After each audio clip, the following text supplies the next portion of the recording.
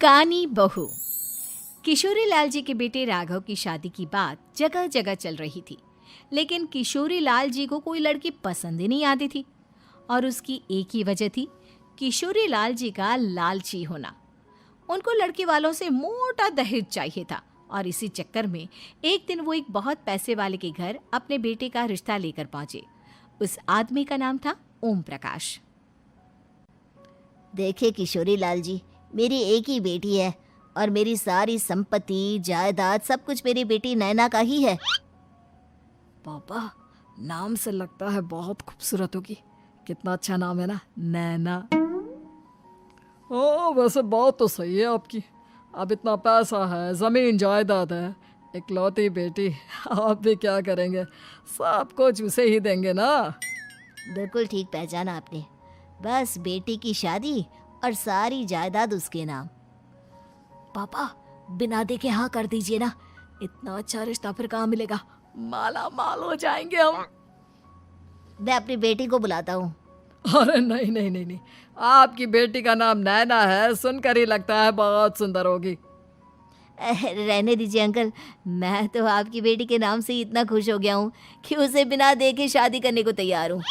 अब तो मैं उसका चेहरा सीधे शादी के बाद ही देखूंगा।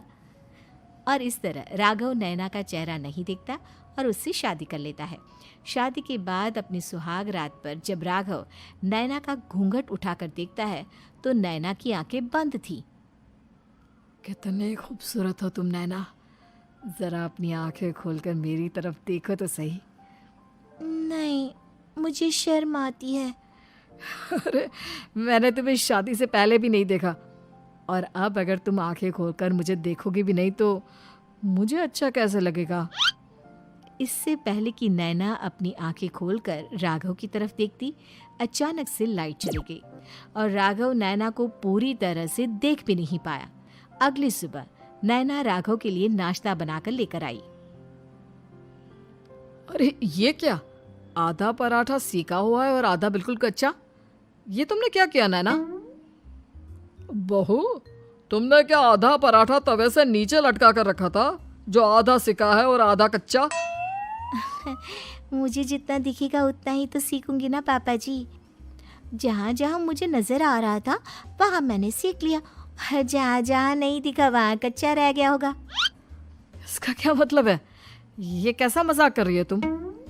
अरे बहू, तुमने इतना लंबा घूंघट क्यों लगाया हुआ है? देखो, हमारे घर में बहुओं को बेटी की तरह रखा जाता है, और फिर तुम तो इतना सारा माल लेकर आई हो। देखो, ये घूंघट डालकर रखने की कोई ज़रूरत नहीं है। हाँ नैना, पापा जी ठीक कह रहे हैं, तुम तो आराम से रहो, अपना ही घर समझो। नैना अचानक से अपना घूंघट उठा लेती है। अरे ये क्या पापा, नैना की तो एक आंख फूटी हुई है। नाम से नैना, लेकिन ये तो कानी बहू निकली। मेरे साथ धोखा हुआ है, धोखा। बिना दिखाए अपनी कानी लड़की मेरे संग ब्याह दी। मुझे कानी बीवी नहीं चाहिए। मुझे अभी ओम प्रकाश जी से बात करनी पड़ेगी। आखिर उन्होंने मेरे साथ ऐसा किया क्यों? अरे, आप लोगों ने ही तो पापा से कहा था कि आप लोग शादी से पहले मुझे देखना नहीं चाहते। अब मेरे पापा पर क्यों इल्जाम लगा रहे हैं? अरे लेकिन उन्हें बताना तो चाहिए था ना कि तुम कानी हो, एक आंख से तुम्हें दिखाई नहीं देता। किशोरी लाल और राघव नाराज होकर ओम प्रकाश को अपने घर बुलाते हैं। पापा जी, ये आपने क्या किया? शादी से पहले बताया क्यों नहीं कि नैना की आंखों में परेशानी है? अरे, आप ही ने तो लड़की देखने से मना कर दिया था। अरे लेकिन आप बता तो सकते थे। आपको तो हमारी बेटी की प्रॉपर्टी चाहिए थी, वो भी पूरी की पूरी। अब क्या हुआ अगर उसे आधा दिखाई देता है? प्रॉपर्टी तो आपको पूरी मिल गई ना। अरे ये क्या बात हुई? मेरी शादी प्रॉपर्टी से नहीं, आपकी बेटी से हुई है। अब ये तो पहले सोचना चाहिए था, तब तो मेरी प्रॉपर्टी देखकर तुम्हारी जुबान लप लपा रही थी। लेकिन मैं कानी लड़की को अपनी बीवी बनाकर नहीं रख सकता। पापा, कुछ करिए ना आप। हाँ, करता हूँ। देखिए ओम प्रकाश जी, आप हमारे साथ ऐसा नहीं कर सकते। और तुम देखो, अगर तुमने मेरी बेटी से शादी तोड़ी ना, तो जो भी प्रॉपर्टी मैंने तुम्हें दी है वो तो पूरी की पूरी वापस ले ही लूँगा, और आधी प्रॉपर्टी तुम्हारी भी लूँगा। अरे मेरी आधी प्रॉपर्टी भला क्यों लेंगे आप? इसलिए क्योंकि मेरी बेटी को आधा नज़र आता है और उसकी नज़र अभी तक तुम्हारी आधी जायदाद पर ही पड़ी है। अब तुम उसे घर से निकालोगे तो कुछ तो लेकर जाएगी ना। और अगर हम आपकी बेटी को अपने घर की बहू बना कर रखे तो? तो तुम्हारी पूरी प्रॉपर्टी तुम्हारी ही रहेगी, और जो मैंने तुम्हें दिया है ना, उसमें से बस मैं आधा लेकर जाऊंगा। अरे लेकिन अब आप अपनी दी हुई प्रॉपर्टी में से आधी वापस क्यों लेकर जाएंगे? अगर मैं आपकी बेटी को अपनी पत्नी बनाकर रखने को तैयार हूं तो? इसलिए ताकि भविष्य में अगर तुम मेरी बेटी को धोखा दो तो उसके पास कुछ तो रहे जो पति का हो। वैसे मेरे पास तो बहुत कुछ है, लेकिन अपने पति की कोई निशानी तो उसके पास होनी चाहिए ना। अब अगर तुमने मेरी बेटी को कानी कहा तो तुम्हें प्रॉपर्टी भी कानी ही मिलेगी, पूरी नहीं। जमाए राजा। किशोरी लाल और राघव समझ चुके थे कि वो बुरी तरह फंस चुके हैं और अब उनके पास वहां से निकलने का कोई चारा नहीं है।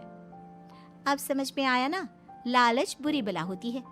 एक तो तुम्हें प्रॉपर्टी मिली, ऊपर से बीवी मिली, उसमें तुम्हें नखरे भी दिखाने हैं। आए बड़े, चुपचाप बैठो दोनों। कुछ दिनों के बाद नैना राघव की कार लेकर बाजार घूमने निकलती है और जब कार लेकर वापस आती है, ये क्या? एक तरफ से मेरी गाड़ी पूरी खराब हो चुकी है। लगता है तुमने मेरी गाड़ी को किसी दूसरी गाड़ी के साथ एक्सीडेंट किया है। अरे अरे कितना बड़ा नुकसान कर दिया तुमने बहू। वो क्या है ना पापा जी, मुझे एक आंख से दिखाई नहीं दे रहा था, सामने से गाड़ी आ रही थी। मुझे तो सिर्फ आधा ही दिखाई दिया और वो गाड़ी मेरी कार से रगड़ते हुए निकल गई। अब मैं क्या करूं बताओ? आप इसे ठीक कराने के पैसे कौन देगा? तुम्हारे पापा? तुमने मुझसे इस तरह से बात की? अभी रुको। नैना राघव की शिकायत ओम प्रकाश को कर देती है। देखो राघव, अब जो मेरी आधी प्रॉपर्टी तुम्हारे पास थी ना, उसमें से आधी और मैं लेकर जाऊंगा, क्योंकि तुमने मेरी बेटी को डांटा। अरे नहीं नहीं पापा जी, गलती हो गई, माफ कर दो। गलती की तो कोई गुंजाइश ही नहीं। अगली बार मेरी बेटी को डांटा तो बची हुई आधी में से आधी और ले जाऊंगा। लालच के चक्कर में हम दोनों ने बहुत बड़ी गलती कर दी बेटा। एक तो तुम्हें कानी बहू मिली और ऊपर से जो माल मिला वो भी काना। इस तरह राघव की हर एक गलती पर ओम प्रकाश उसकी प्रॉपर्टी का आधा आधा हिस्सा लेकर अपना सारा माल वापस ले गया और राघव को कानी बीवी से काम चलाना पड़ा। भाई लालच वाकई में बुरी बला है।